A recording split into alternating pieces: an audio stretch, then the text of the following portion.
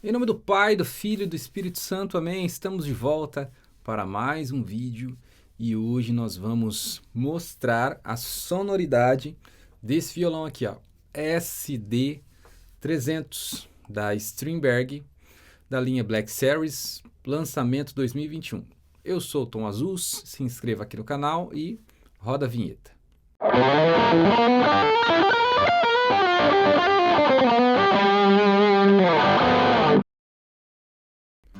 Cara, muito obrigado por você estar acompanhando esse vídeo mais uma vez. Se inscreva aqui no canal, clique no sininho, deixe o comentário, compartilhe. É muito importante, pois assim o canal cresce cada vez mais. O meu Instagram está aparecendo aqui embaixo, @tomazus.